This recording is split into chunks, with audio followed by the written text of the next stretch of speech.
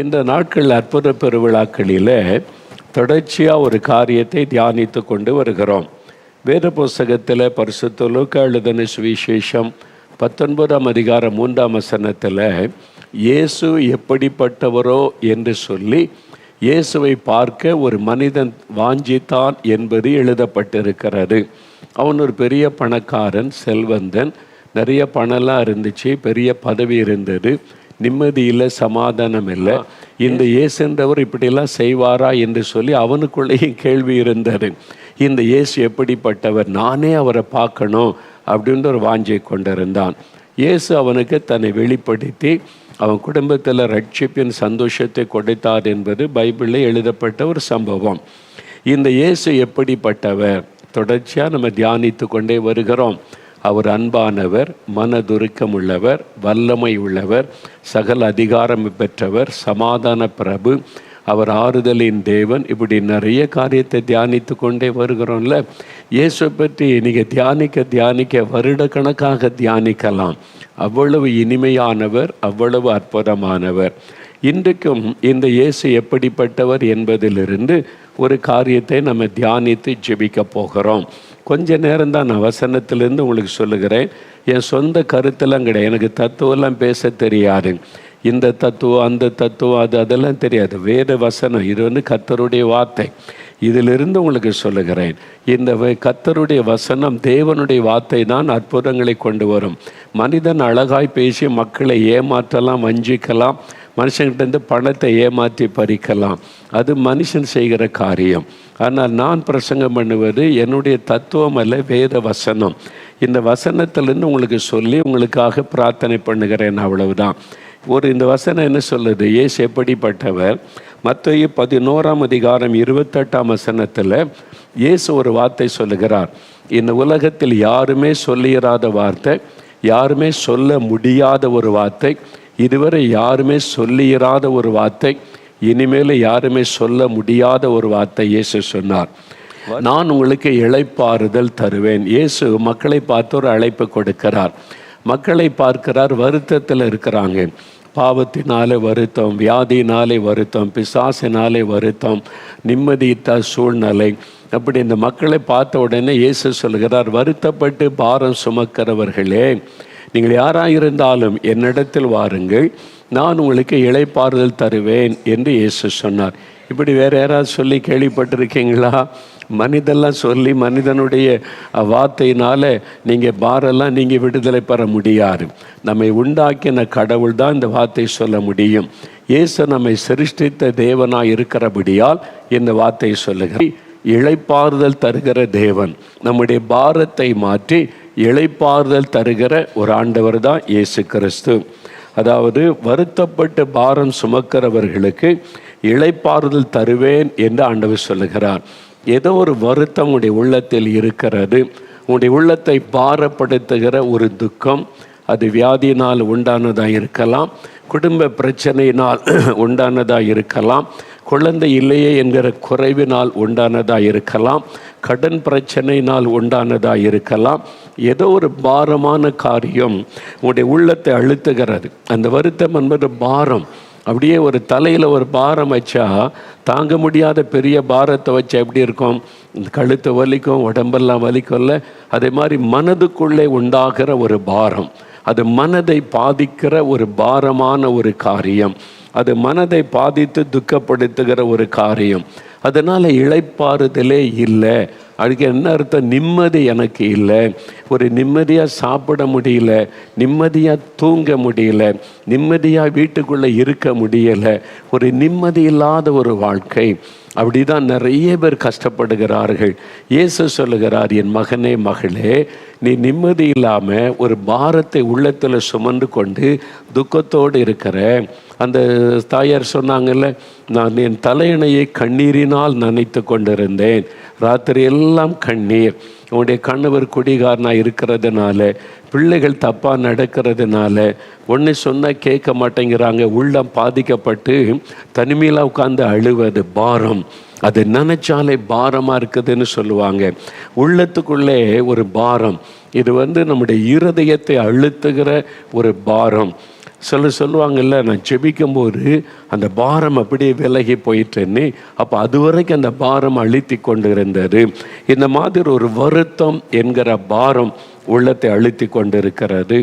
ஆனால் ஆண்டவர் சொல்லுகிறார், சங்கீதம் 55:22 கர்த்தர் மேல் உன் பாரத்தை வைத்து விடு.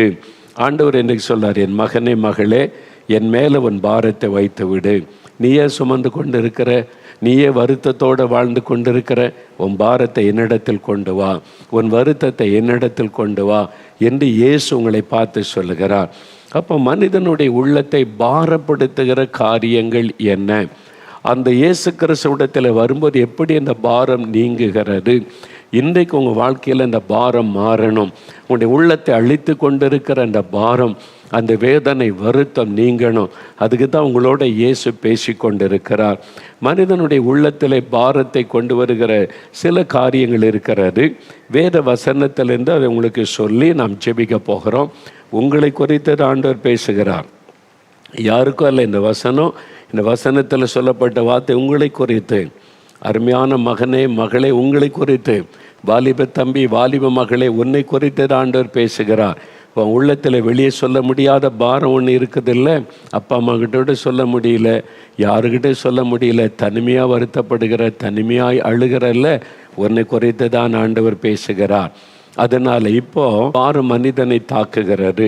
ஒரு 3 வசனத்தை தான் வாசிக்க போகிற. முதலாவது 38ஆம் சங்கீதம் வேத புஸ்தகத்தில் 38ஆம் சங்கீதம் 4ஆம் வசனத்தில் ஒரு மனிதன், ஒரு தேவ மனிதன் தன் வாழ்க்கையில் நடந்த ஒரு காரியத்தை அவர் சொல்லுகிறார். பாருங்க, பாவம் என் உள்ளத்தை பாதித்து தாங்கக்கூடாத ஒரு பாரமாக என்னை அழுத்துகிறது.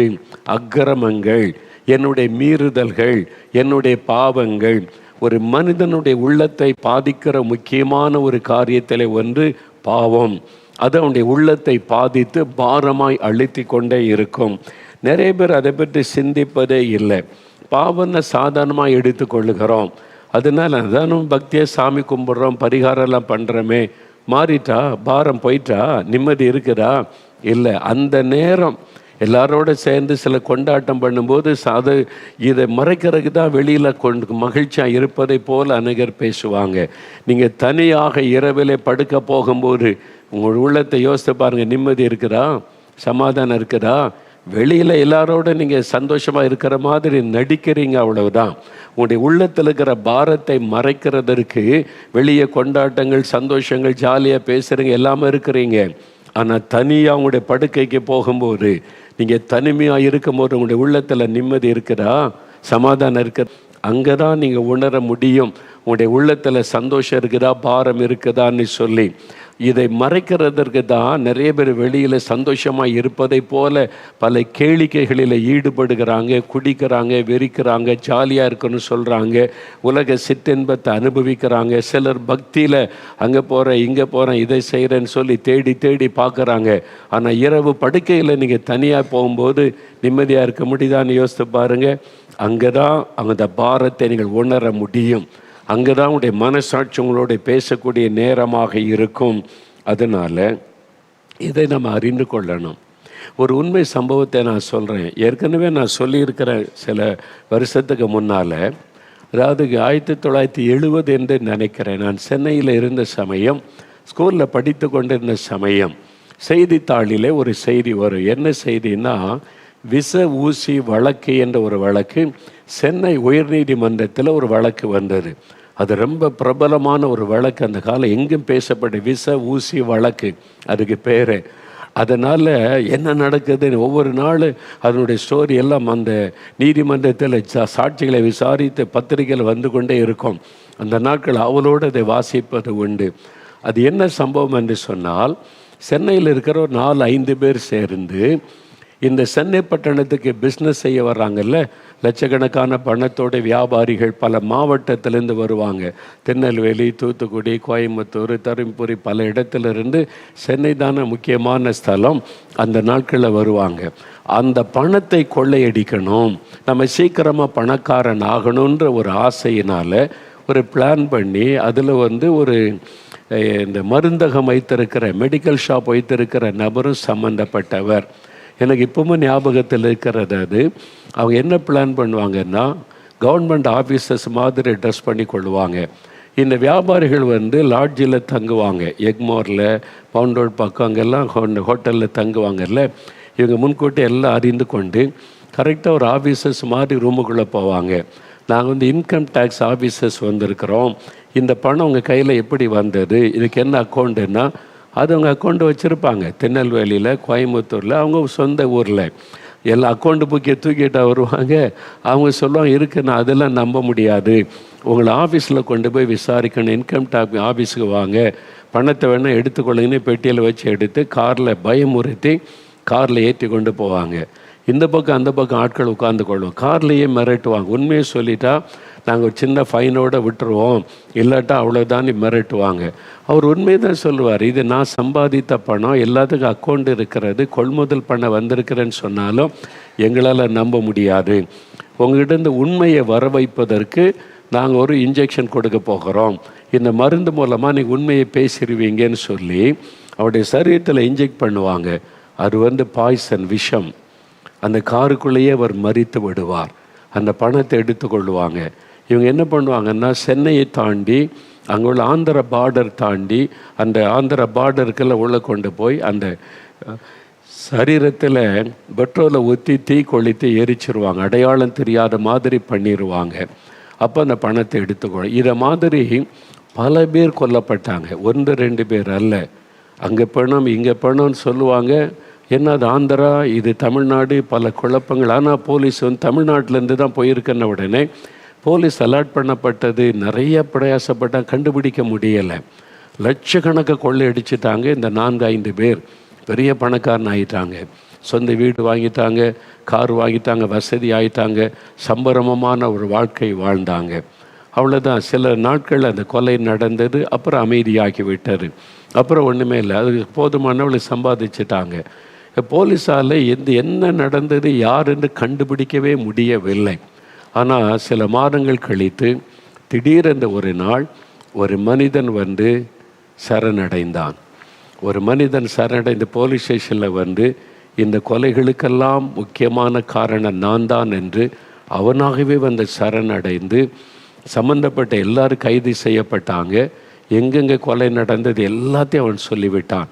நீதிமன்றத்திலே வழக்கு வந்தது. அதனால தான் அதுக்கு பெயர் விச ஊசி வழக்கு என்பதாக. அப்போ அந்த கடைசியாக நீதிபதி அவனை பார்த்து ஒரு கேள்வி கேட்டார். அதுதான் இன்றைக்கி எனக்கு மறக்க முடியாதது. செய்தித்தாளில் அதெல்லாம் வந்திருந்தது. நீதிபதி கேட்டார், நீங்கள் தான் கொலையாளி என்று போலீஸ் உங்களை சந்தேகப்படவும் இல்லை, யாருன்னே கண்டுபிடிக்க முடியலை, நீங்கள் அந்த கொலையெல்லாம் முடித்து சில மாதங்கள் கடந்து விட்டது, அமைதியாக உங்கள் வாழ்க்கையை வாழ்ந்து கொண்டு இருந்தீங்க, இப்போ உங்கள் மேலே சந்தேகப்படவும் இல்லை, போலீஸ் உங்கள் பக்கமாக வரவும் இல்லை, பிறகு எப்படி நீங்களாக சரணடைந்தீர்கள் என்று ஒரு கேள்வி கேட்டார். அதுக்கு அவர் சொன்ன பதில் என்ன தெரியுமா? அந்த மனிதன், அவன் தான் கீ பர்சன், முக்கியமான ஆள். அவன் சொன்னான், நான் கொள்ளையடித்த லட்சக்கணக்கான பணம் வந்தது, நான் புதுசாக ஒரு வீடு வாங்கிட்டேன், கார் வாங்கிட்டேன், நல்ல சம்பரமான வாழ்க்கை. அதை ஆனால் தினசரி நான் இரவு நேரம் என் படுக்கைக்கு போகும்போது நான் கொலை செய்த மக்களுடைய உருவங்கள் என் கண்முன்னால் நிற்கும், என் மனசாட்சி என்னை வாதிக்கும், நான் செய்த பாவம் அப்படியே என்னை அழுத்த ஆரம்பித்தது, பாரமாய் அழுத்த ஆரம்பித்தது, சமாதானம் போய்விட்டது, நிம்மதி போய்விட்டது. பகலை ஒன்றும் தெரியாது, ஃப்ரெண்ட்ஸோடு இருப்பேன், நண்பர்களோடு இருப்பேன், போவேன் வருவேன்.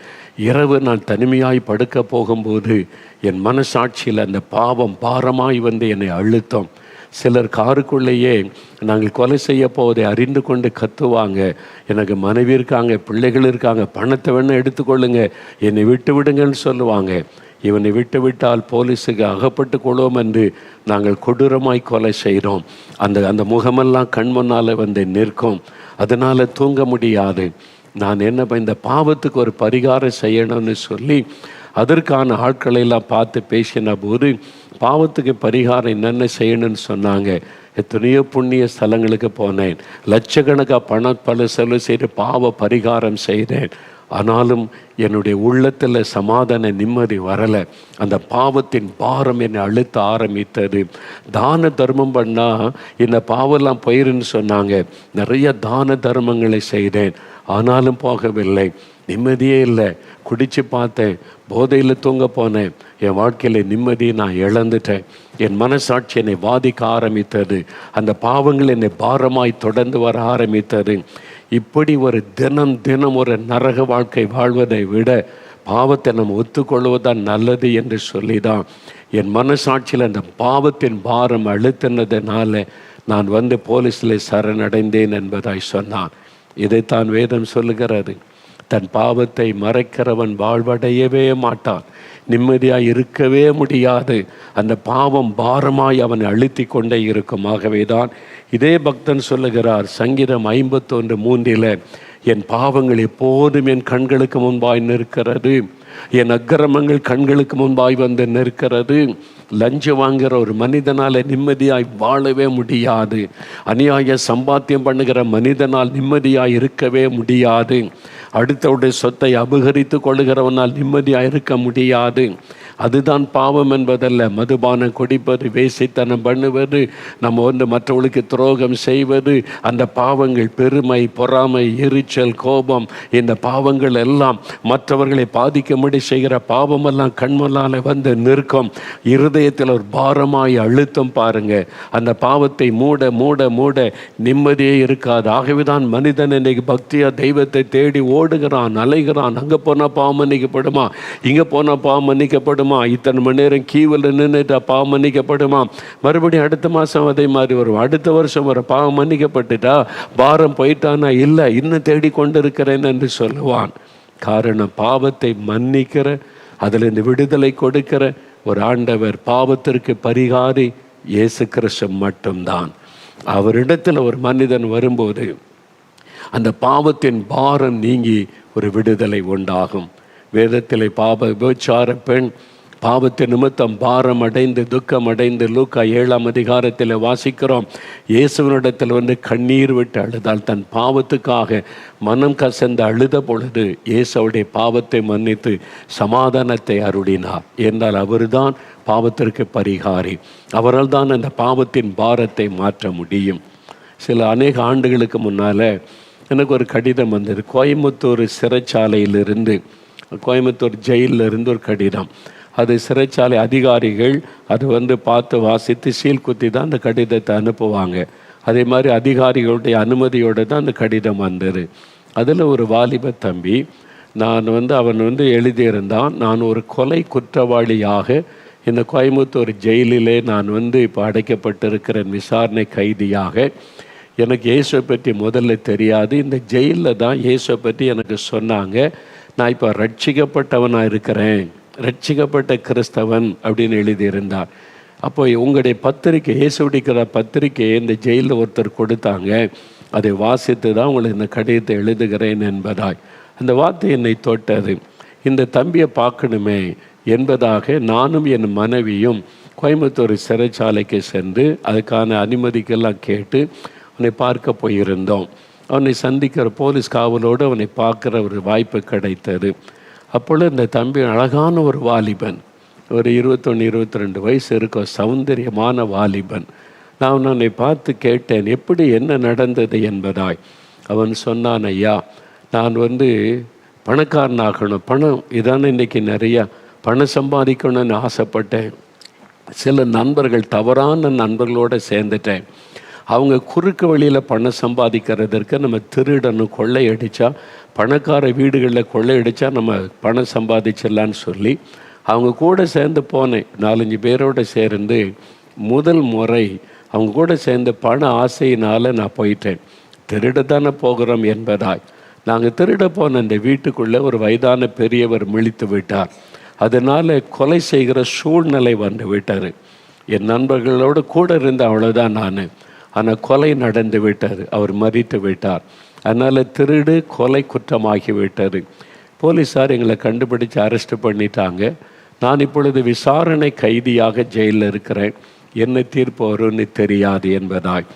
அப்பொழுது அவன் சொன்னான், நான் இந்த ஜெயிலுக்கு வந்த பிறகுதான் என் பாவத்தை உணர்ந்தேன். அந்த பாவத்தின் பாரம் என்னை அழுத்த ஆரம்பித்தது.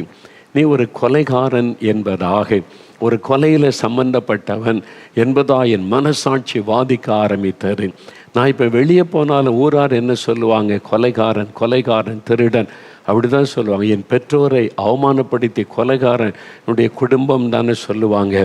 அந்த பாவத்தை நினைக்க நினைக்க பாரமாய் அழுத்தினர். இரவும் பகலும் தூக்கமில்லாதபடி என் மனசாட்சி என்னை வாதித்ததனால் அழுது கொண்டே இருப்பேன். ஒரு மூலையில் உட்காந்து அழுவேன். நான் இப்படி ஒரு பாவம் செய்துட்டேனே, இப்படி தப்பு பண்ணிட்டேனேன்னு சொல்லி நிம்மதி இல்லாமல் இருந்தேன். யார் என் பாவத்தை மன்னிப்பாங்க, யார் எனக்கு ஒரு விடுதலை தருவாங்கன்னு பல கேள்விகள். நான் நம்பின தெய்வங்களெல்லாம் கூப்பிட்டு பார்த்தேன், தப்பு பண்ணிட்டேன் உதவி செய்யுங்கன்னு சொல்லி. எங்கும் எனக்கு பதில் இல்லை. அப்போ ஞாயிற்றுக்கிழமையில் அங்கே உள்ள கிறிஸ்தவங்களுக்கு ஒரு ஆராதனை நடக்கும். கூட்டம் விரும்பினவங்க பங்கு பெறலாம், கைதிகள். அந்த நாட்களில் கிறிஸ்தவ ஊழியர்கள் வந்து பாட்டு பாடி பைபிள்லேருந்து வசனம் சொல்லுவாங்க. சிலர் போவாங்க, நிறைய பேர் போக மாட்டாங்க. அந்த கூட்டம் நடக்கும்போது நான் அந்த கூட்டத்துக்குள்ளே போகலை, தூரத்தில் உட்காந்து என்னதோ பாட்டு பாடுறாங்கன்னு கவனித்து கொண்டு இருந்தேன். ஆனால் அந்த பிரசங்கியார் பிரசங்கம் பண்ணும்போது பாவத்தை மன்னிக்கிற ஒரு கடவுள் இருக்கிறார், பாவத்தின் பாரத்தை மாற்றுகிற ஒரு கடவுள் தான் இயேசு. நம்முடைய பாவத்தை அவர் சிலுவையில் சுமந்து விட்டதுனால அவர் தான் மன்னிக்க முடியும்னு அந்த செய்தி என் காதலை விழுந்தபோது நான் ஓடிப்போய் இதுக்கு தான் நான் தேடிக்கொண்டிருக்கிறேன், யார் என் பாவத்தை மன்னிப்பாங்க, பாவத்தின் பாரத்தை மாற்றுவாங்கன்னு சொல்லி நான் போய் அந்த ஊழியக்காரிடத்தில் கேட்டேன், ஐயா என் பாவம் மன்னிக்கப்படுமா, நான் இந்த மாதிரி தப்பு பண்ணிட்டேன், என்னை பாரம் என்னை அழுத்துகிறதுன்னு சொல்லி கேட்டேன். அவர் இயேசுவை பற்றியும் அவருடைய சிலுவையில் சிந்தின ரத்தத்தை பற்றி சொன்னார். இந்த இயேசுவை எனக்கு வேணும், என் பாவம் மன்னிக்கப்படும். அன்றைக்கு நான் இயேசுவை ஏற்றுக்கொண்டேன். என் பாவத்தை நான் அறிக்கையிட்டு இயேசுவிடத்தில் ஜெபிச்சேன். அந்த பாரம் என்னை விட்டு எடுக்கப்பட்டார். அவன் சொன்ன அந்த பாரம் என்னை விட்டு அப்படியே விலகினது. இப்போது நான் கழுவப்பட்ட சுத்தமாக்கப்பட்ட ஒரு இருதயம், இயேசு என் உள்ளத்தில் வந்துட்டான்னு சந்தோஷம் எனக்கு வந்து விட்டது. இப்போ நான் என் பாவத்தை உணர்ந்து மனம் திரும்பிட்டேன், இயேசு மன்னிச்சிட்டாரு. இப்போ எனக்கு எந்த அந்த பாரமே இல்லை, சந்தோஷமாக இருக்கிறேன். இப்போ நான் ஜெபிக்கிறேன், இந்திய மக்களுக்காக ஜெபிக்கிறேன்னு சொன்னான். சரி, இப்போ உனக்கு நீதிமன்றத்தில் என்ன தீர்ப்பு சொல்லுவாங்க, விசாரணை கைதி தானேன்னு கேட்டோம். அவன் சொன்னான், இப்போ என்ன தீர்ப்பு சொன்னாலும் எனக்கு பயம் இல்லை ஐயா, என் பாவத்தை இயேசு மன்னிச்சிட்டார், நான் பாவம் செய்தது உண்மை, அந்த பாரத்தை மாற்றிட்டார். இப்போது எனக்கு தூக்கு தண்டனை கொடுத்தா கூட நான் ஏற்றுக்கொள்ள சந்தோஷமாக இருக்கிறேன். ஏன்னா நான் மரிச்சா பரலோகத்தில் இயேசோடு இருக்கின்ற நிச்சயம் எனக்கு இருக்குது. மலர்ந்த முகத்தோடு சந்தோஷமாய் சொன்னான். இதுதான் இயேசு கிறிஸ்து கொடுக்கிற பாவ மன்னிப்பின் சந்தோஷம். இதுதான் பாவத்தின் பாரத்தில் இன்று விடுதலை பெற்று மகிழுகிற ஒரு அனுபவம். உங்களுக்கு இருக்குதா இந்த அனுபவம்? நான் ஒன்று கொலைகாரம் இல்லைன்னு நினைக்கலாம். மனுஷன், அதாவது நீங்கள் சகோதரனை மூடனே நீ திட்டினாலும் கூட கொலை பாதகம்தான் பைபிளில் சொல்லப்பட்டு இருக்கிறது. நீங்கள் அடுத்தவங்களை காயப்படுத்துவது கூட கொலைக்கு சமம் என்பதாகத்தான் பார்க்கிறோம். ஒரு பெண்ணை இச்சையோடு பார்த்தாலே விபச்சாரக்காரன் என்று வேதம் சொல்லுகிறது. அப்போ இதெல்லாம் பாவம் தானே. அந்த பாவத்தை விட்டு மதுபானத்தை விட்டு போதை வஸ்துகளை விட்டு மனம் திரும்பி என்னை மன்னிச்சிருங்க, விடுதலை கொடுங்க இயேசுவேன்னு கேட்டால் அவர் ஒருவர் தான் மனிதனுடைய பாவத்தை மன்னிக்க வல்லமை உள்ளவர். நீங்கள் நம்புகிற தெய்வம் உங்களுடைய பாவ மன்னிப்புக்காக என்ன செய்ததுன்னு ஒரு கேள்வி கேட்டு பாருங்கள். எப்படி மன்னிக்க முடியும்? பாவத்துக்கு என்ன பரிகாரம் செய்யப்பட்டு இருக்கிறது? மனிதர்கள் நிறைய காரியம், மனிதனுக்கு பாவ மன்னிப்பு வேண்டும்னு விரும்புகிறதுனால பாவத்துக்கு பரிகாரம்னு பல காரியத்தை சொல்லி சொல்லி சொல்லி மக்களை அப்படியே தப்பாக நடத்துகிறாங்களே தவிர உண்மையான பாவ மன்னிப்பை பெற்றுக்கொள்வது என்பது இயேசு கிறிஸ்துவிடத்தில் வரும்போது உண்டாகிற சந்தோஷம். இயேசு சொல்லுகிறார், என்னிடத்திலே வா, பாரம் சுமந்து இழைத்து போனாயா என்று ஆண்டவர் அழைக்கிறார். பாவி என்று யாரை அவர் புறம்பே தள்ள மாட்டார். நீ வரும் பாவம் மன்னிக்கப்படுவது மாத்திரமல்ல, வாழ்க்கை மாறிவிடும். அதன் பிறகு பாவம் செய்யாதபடி உங்களை பாதுகாத்து நடத்த அவர் வல்லமை உள்ள தேவன். ரெண்டாவது, மனுஷனுடைய உள்ளத்தை பாதிக்கிற இன்னொரு பாரம் பாருங்க.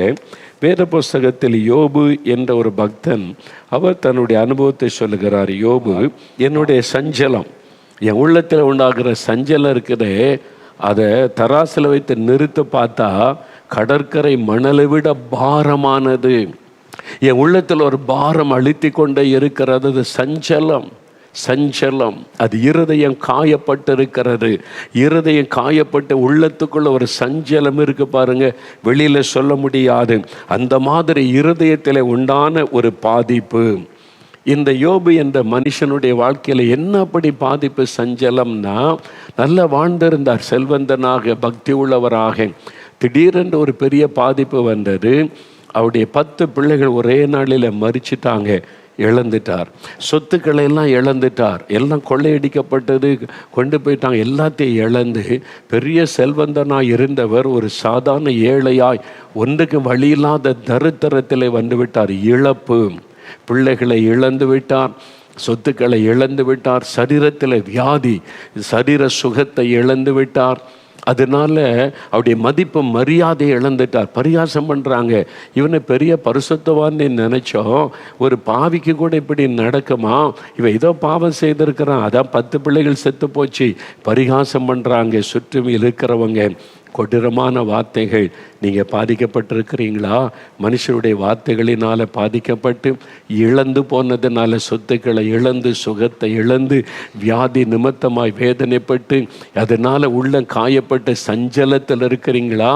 அது பாரமாய் உங்களை அழுத்துகிறது. சஞ்சலம் கடற்கரை மணலை காட்டிலும் பாரமாய் என்னை அழுத்துகிறது. ஆண்டவர் சொல்கிறார், வருத்தப்பட்டு பாரம் சுமக்கிறவர்களே, சஞ்சலத்தை சுமந்து சுமந்து கண்ணீரில் வாழ்கிறவர்களே, என்னிடத்தில் வாருங்கள், நான் இளைப்பாறுதல் தருவேன் என்று இயேசு உங்களுக்கு தான் சொல்லுகிறார். அவர் சொல்லுகிறார், யோபு 7ஆம் அதிகாரம் 20ஆம் வசனத்தை வாசிக்கும் பொழுது, எனக்கே நான் பாரமாயிருக்கிறேன், எனக்கே பாரமாயிருக்கிறேன், நான் யாருக்கு பிரயோஜனம் இல்லாதவன் ஆகிவிட்டேன். நீங்கள் நினைக்கலாம், எனக்கே நான் பாரமாக இருக்கிறேன், எனக்கு வேலை இல்லை, வருமானம் இல்லை, வியாதி வேதனை, எனக்கு இந்த பாவத்தினால இவ்வளோ பாதிப்பு, எனக்கே நான் பாரமாயிருக்கிறேன், யாருக்கு பிரயோஜனம் இல்லை. இந்த பக்தன் வேதனைப்படுகிறான். அப்படிப்பட்ட ஒரு பாரம் உள்ளத்தை அழுத்தி கொண்டிருக்கிறதா? இயேசு உங்களை பார்த்து சொல்லுகிறார், என்னிடத்தில் வா மகனே, என்னிடத்தில் வா மகளே, உனக்கு இளைப்பாறுதல் தருவேன். ஒரு நடந்த சம்பவத்தை அவங்க புஸ்தகத்தில் எழுதியிருந்ததை வாசித்தேன். பாகிஸ்தான் தேசத்தில் முக்கியமான ஒரு பெரிய பிரபலமான பணக்கார குடும்பத்தை சார்ந்த, அவங்க இஸ்லாமிய குடும்பத்தை சார்ந்தவங்க, ரொம்ப பக்தி உள்ளவர்கள். பெரிய பணக்கார குடும்பத்தில் ஒரு குழந்தை, பெண் குழந்தை பிறந்தது. அந்த குழந்தை பிறந்தவுடனே தாய் மரித்து விட்டார்கள். தாயினுடைய மரணம், அந்த குழந்தைக்கு தாய் தெரியாது. பெரிய வீடு, பெரிய பணக்காரர், நிறைய வேலைக்காரங்க வேலைக்காரியெல்லாம் இருப்பாங்க, கவனித்து கொள்ளுவாங்க. ஒரு கொடிய வியாதி, காய்ச்சல் தாக்கினதுனால கால்கள் செயலந்து போனது. 2 கால்களும் முடமாக்கி விட்டது, நடக்க முடியாமல் முடமாக்கி விட்டது. அந்த தகப்பனார் பாருங்க, இந்த குழந்தை முடமானதுனால குழந்தை மேலே வைத்த அன்புனால வேற திருமணமே செய்து கொள்ளலை. இந்த குழந்தைக்கு நான் தானே தாயின் தகப்பனுமாக இருக்கணும்னு அன்பாய் கவனித்து கொண்டார். ஆளுக்களை, வேலையாட்களை வைத்து ரூமுக்குள்ளே தான் இருக்கணும். அந்த குழந்தையால் நடக்க முடியாது. டாக்டர்லாம் கொண்டு போனாங்க, பெரிய பணக்காரங்க, வசதி. டாக்டர் சொன்னாங்க, இப்போ ஒன்றும் செய்ய முடியாது, ஒரு குறிப்பிட்ட வயசு வரட்டும், அப்போ நம்ம இந்த குழந்தைக்கு ஏதாவது அறுவை சிகிச்சை செய்து நடக்க வைக்கலாமான்னு பார்க்கலான்னு சொல்லி. அந்த குழந்தை டீனேஜ் பருவம் வந்தார். டாக்டர் சொன்னாங்க, லண்டனில் பிரபலமான ஒரு டாக்டர் இருக்கிறாங்க, அந்த டாக்டர்கிட்ட கொண்டு போனால் அவர் தான் அதில் பிரபலமானவர், குழந்தையை நடக்க வைக்கிறதற்கு ஆப்ரேஷன் அது மூலமாக ஏதாவது செய்ய முடியும் என்று.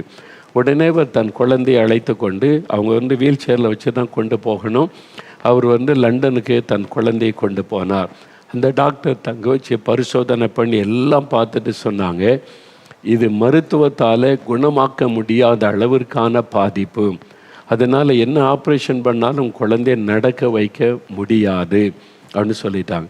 ஒரே ஒரு வழி இருக்கிறது, இயேசு கிறிஸ்து அந்த வார்த்தை சொல்லி இருக்கிறார், அவ்வளோதான். ஆனால் இவங்க தோல்வியோடு வேதனையோடு தன் மகளை அழைத்து கொண்டு பாகிஸ்தான் வந்துட்டாங்க. இவருக்கு இப்போ இனி குழந்தைய நடக்க வைக்க முடியாது அப்படின்ன உடனே தகப்பனார் ரொம்ப காயப்பட்டு விட்டார். என் பிள்ளை நீ நடக்கவே செய்யாத, இவ்வளோ பணம் இருக்குது, வசதி இருக்கிறது, என்ன பிரயோஜனம்னு சொல்லி அந்த வருத்தத்திலே தகப்பனாரும் மரித்து விட்டார். இப்போ அந்த வாலிப பெண் அனாதையாக்கப்பட்டு விட்டாள். சொந்தக்காரங்க தான் கவனிப்பாங்க. அவளுக்கு ஒரு அறை, அந்த அறைக்குள்ளே தான் அவருடைய வாழ்க்கை. வெளியே போகணுன்னா யாராவது உதவி செய்யணும், யாராவது கூப்பிட்டாதான் உதவி செய்தால் தான் அந்த தனி அறைக்குள்ளே அவருடைய வாழ்க்கை. அதை நினச்சி நினச்சி நினச்சி அம்மாவே இழந்துட்டேன், அப்பாவே இழந்துட்டேன், சரீர சுகத்தையே இழந்துட்டேன். இவ்வளோ பணம் இருந்து என்ன பிரயோஜனம்? எதுக்கு வாழணும்?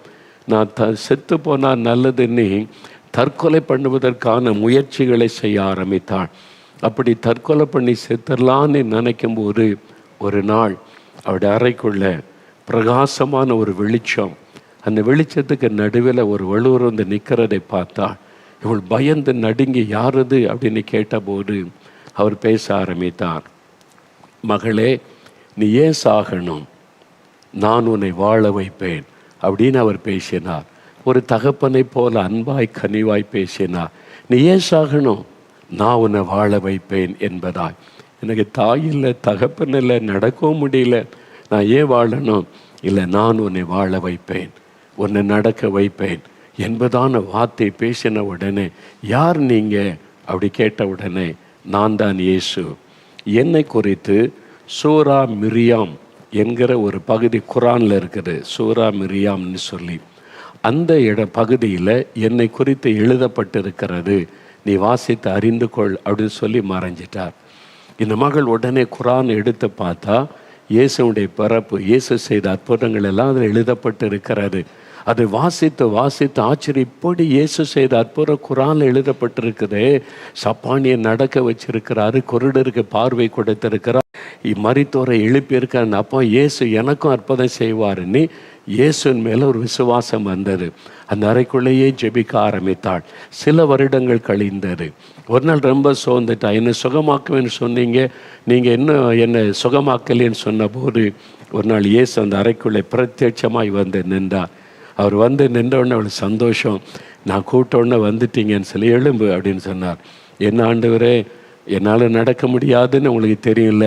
இல்லை, என்னால் இறங்க முடியாத, நடக்க முடியாது. நான் சொல்கிறேன், நீ எழும்பு, நடன. உடனே எழும்பினால் கால் நடக்க முடிந்தது. நடந்து இயேசுவின் அருகில் வந்தாள்.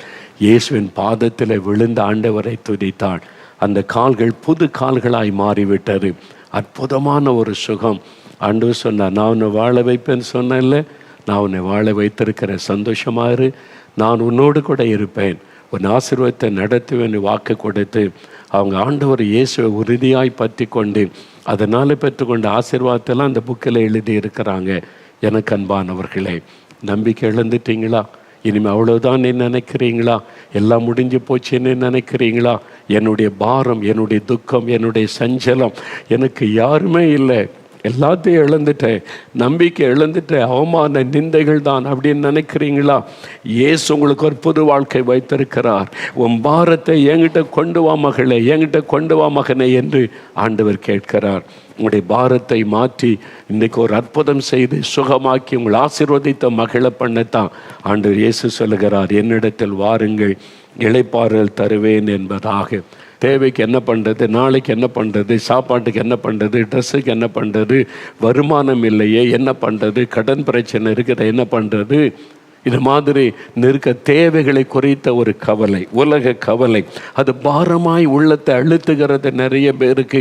இப்போவே பாரம். பிள்ளைகள் படித்து முடித்து +2 முடிச்சுட்டா எந்த காலேஜில் சேர்க்கறது, எந்த யூனிவர்சிட்டி சேர்க்கறது, எவ்வளோ பணம் கேட்பாங்களோ, பிள்ளைகளை ஸ்கூலில் சேர்க்கறதுக்கு எவ்வளோ பணம் கேட்பாங்களோ என்று இதெல்லாம் தேவைகளை குறித்த பாரம், கவலை அழுத்துகிறது. எண்ணத்தை உண்போம், எண்ணத்தை குடிப்போம் என்கிற பாரம் பாருங்கள். அதனால தான் மத்தேயு 6ஆம் அதிகாரத்தில் இயேசு சொல்லுகிறார், நாளைக்காக கவலைப்படாதுங்க என் பிள்ளைகளே, உணவுக்காக கவலைப்படாதுங்க, உடைக்காக கவலைப்படாதுங்க, நாளை தினத்துக்காக கவலைப்படாதுங்கன்னு சொல்கிறேன். ஒன்றை குறித்து கவலைப்படாதுங்க. ஏன்னா இந்த கவலை பாரமாய் நம்ம அழுத்தம். இந்த கவலை தேவைகளை குறித்த கவலை. என்ன செய்கிறது, இப்படி என்ன செய்கிறது, வட்டிக்கே எல்லாம் பணம் போகுது, கடன் பிரச்சனை, இந்த பாரத்தை நினச்சி அது பாரமாய் உங்களை அழுத்தி சாப்பிட மனமில்லை, தூங்க முடியல, நிம்மதியாக இருக்க முடியல, எப்போ கண்ணீராய் வருகிறது. ஆண்டவர் சொல்லுகிறார், லௌகீக கவலை, உங்களுடைய தேவைகளை குறித்த கவலை பாரமாய் அழுத்துகிறது. இயேசு கிறிஸ்து உங்களுடைய தேவைகளை சந்திக்கிறவர்.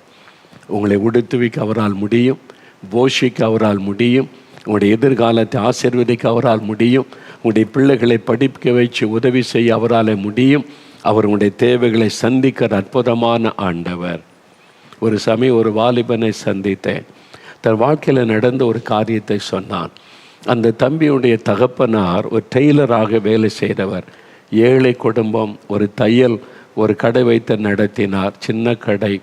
அண்டன்றைக்கு தைக்கிறதுக்கு ஏதாவது கூலி கிடைச்சாதான் வீட்டில் சமைக்க முடியும். அவன் சொன்னான், நான் ஸ்கூலுக்கு போகும்போது சாப்பிட ஒன்றுமே இருக்காது, தண்ணி குடிச்சிட்டு பசியோடு போவேன். சாயங்காலம் வரும்போது எங்களுடைய தகப்பனார் அன்றைக்கு ஏதாவது தையல் அதில் கூலி கிடைச்சி அரிசி வாங்கிட்டு வருவாங்க. ராத்திரியில் ஒரு கஞ்சி கிடைக்கும். அப்படிப்பட்ட ஒரு ஏழை குடும்பம். அந்த தம்பி நினைத்தானா, சாப்பாட்டுக்கே வழி இல்லாமல் கஷ்டப்படுகிறோம். எங்கள் அப்பா ஏழை, ஒரு தைக்கிற ஒரு தொழிலாளி. அந்த வருமானம் அதிகம் இல்லை, சாப்பாட்டுக்கே கஷ்டப்படுறேமே, எப்படி என்னை படிக்க வைப்பாங்க, என் எதிர்காலம் எப்படி இருக்கும்? ஒரு பெரிய கவலை அவனை அழுத்தினர். எப்படி நான் படிக்க போகிறேன், எப்படி என் வாழ்க்கையை இதே மாதிரி நான் பிச்சைக்காரத்தனமாக இருக்குமா, ஏழ்மையாக இருக்குமான்னு கலக்கம். அவன் ஸ்கூலில் இயேசுவை பற்றி யாரோ சொல்லி கொடுத்தாங்க. இயேசுன்னு ஒரு ஆண்டவர் இருக்கிறாரு, நமக்கு தாயை போல தகப்பனை போல நேசிப்பார், நமக்காக எல்லாத்தையும் அவர் செஞ்சு தருவார், அவர்கிட்ட என்ன கேட்டாலும் தருவார் சொன்ன உடனே அவனுக்குள்ள இயேசுவின் மேலே ஒரு அன்பு விசுவாசம் வந்தார். இயேசுவே என்னை படிக்க வைப்பீங்களா, நான் படிக்கணும், நான் எங்கள் அப்பா கஷ்டப்படுறாங்க, குடும்பமே தரித்திரத்தில் இருக்குது, எனக்கு ஒரு படித்து வேலை கிடைச்சி என் குடும்பத்தை நான் காப்பாற்றணும், அதுக்கு எனக்கு படிக்க வைப்பீங்களான்னு ஜெபம் பண்ணினான். இயேசு அவனுக்கு அற்புதம் செய்தார். மனுஷ தயவை உண்டாக்கி கொடுத்தார். அவனை படிப்பில் உயர்த்தி ஆசீர்வதித்து அவன் படித்து முடிக்க உதவி செய்தார். அந்த வாலிபன் சொன்னான், ஐயா, இப்போ நான் ஏர்போர்ட்டில் அதை ஏர் டிராஃபிக் விமானம் இறங்கும் ஏறும்ல, அதை சிக்னல் கொடுக்குற அந்த டவரில் ஒரு ஆஃபீஸராக வேலை செய்கிறேன். உயர்ந்த இடத்துல இயேசு என்னை வச்சிருக்கிறார். நான் இப்போமா அந்த இடத்துல போய் உட்காருவேன். விமானம் ஏறுவது இறங்குவதற்கெல்லாம் டிராஃபிக் சிக்னல் கொடுக்கிற ஒரு பெரிய பொறுப்பான வேலை. நாங்கள் போய் உட்காரும்போது தினந்தோறும் இயேசுவை ஆனந்த கண்ணீரோடு நன்றி சொல்லுவேன். ஏழ்மையாக இருந்தோம், தரித்திரத்தில் இருந்தோம், சாப்பாட்டுக்கே வழி இல்லாமல் இருந்தோம். ஆண்டவர் இயேசு என்னை படிக்க வச்சு உயர்த்தி உயர்ந்த வேலை கொடுத்து இன்னைக்கு உயரமான இடத்தில் வைத்திருக்கிறார். இன்றைக்கி என் குடும்பத்தை நான் தூக்கி நிறுத்த என்னை பயன்படுத்தி இருக்கிறார் என்று மகிழ்ச்சியோடு ஆண்டவரை துதிக்கிறேன்னு சொன்னால் உங்களுக்கே செய்வார், உங்களுக்கே செய்வார். இன்றைக்கி என்ன பாரம் ஆண்டவர்கிட்ட தெரியப்படுத்துங்க. என் பாரத்தெல்லாம் அவர் மாற்றுவார். அதற்காகத்தான் அவர் சிலுவையில் அந்த சிலுவையை சுமந்து கொண்டு கொல்கதா மேட்டிற்கு அவர் கடந்து போனார். சிலுவை அவர் மேலே வைக்கப்பட்டது. 150 கிலோ எடையுள்ள சிலுவைன்னு சொல்லப்படுகிறது. அதை சுமந்து கொண்டு இயேசு நடந்து போனார். அந்த சிலுவையில் பாரம் என்னது? நம்முடைய பாரம், பாபத்தின் பாரம், சாபத்தின் பாரம், நம்முடைய கவலை, துக்கங்கள் எல்லாவற்றையும் இயேசு சுமந்து கொண்டு அந்த சிலுவையை எடுத்துக்கொண்டு போகும்போது நம்முடைய பாரத்தை அதில் சுமந்தார். சிலுவையில் அறையப்பட்ட ரத்தம் சிந்தின போது நமக்காக ரத்தம் சிந்தி மரித்தார். உயிரோடு கூட எழுந்த உயிரோடு இருக்கிறார்.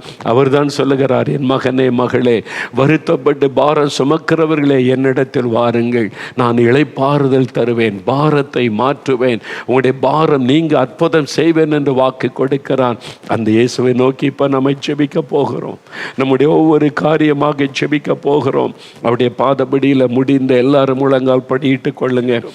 இயேசுவின் நாமத்தில், இயேசுவின் நாமத்தில் இப்பொழுதே அவளை தொடணும், இப்பொழுதே அற்புதம் நடக்கணும். தொடுங்க ஆண்டவரே, கடன் பிரச்சனையை மாற்றுங்க ஆண்டவரே, பண பிரச்சனையை மாற்றுங்க, வேலைக்கு வழி தரன்னு கொடுங்க, வியாபாரத்தை ஆசீர்வதிங்க ஆண்டவரே, இழந்து போனதை திரும்ப கொடுத்து ஆசீர்வதிங்க, ஆவிக்குரிய வாழ்க்கையில் ஆசீர்வதிங்க, பலப்படுத்துங்க, சோர்வுகளை மாற்றுங்க, ஜெப ஆவியை கொடுங்க, எல்லா தடைகளும் இன்றைக்கோடு விலகட்டும் இயேசுவின் நாமத்தினாலே. குடும்பங்கள் ஆசீர்வதிக்கப்படட்டும். குடும்பத்துக்குள்ளே காணப்படுகிற சமாதான குறைவுகள் மாறட்டும். சமாதானத்தை கெடுக்கிற ஆவியின் கிரியைகள் அழிக்கப்படட்டும். ஒரு மாற்றம், ஒரு விடுதலை, ஆசீர்வாதம், சமாதானம் உண்டாகட்டும். கற்பத்தின் ஆசீர்வாதம் உண்டாகட்டும். குழந்தை செல்வத்தை அருளி செய்து ஆசீர்வதியும் ஆண்டவரே. பிள்ளைகளுடைய படிப்பில் வெற்றிகளை கொடுத்து ஆசீர்வதியும். மேல் படிப்பிற்கு வழிகளை திறந்து பிள்ளைகளுக்கு உதவி செய்யும். பண தேவைகளை சந்தியும் இயேசுவின் நாமத்தில். ஆசீர்வாதம், டிப்ரெஷன் எல்லாம் மறையட்டும் இயேசுவின் நாமத்தில். மன அழுத்தங்கள் எல்லாம் மாறட்டும். ஒவ்வொருவருக்கும் அற்புதம் நடப்பதாக நீர் செய்துவிட்டதற்காய் ஸ்தோத்திரம். உமக்கு ஸ்தோத்திரம், உமக்கு நன்றி. நாங்கள் விசுவாசிக்கிறோம். எல்லா வலதுகரம் உயர்த்தி ஒரு நிமிடம் அப்படியே துதிங்க. இயேசுவே ஸ்தோத்திரம் சொல்லுங்க. எங்களுடைய பாரத்தை மாற்றிட்டீங்க, விடுதலை தந்துட்டீங்க. இயேசுவே ஸ்தோத்திரம்.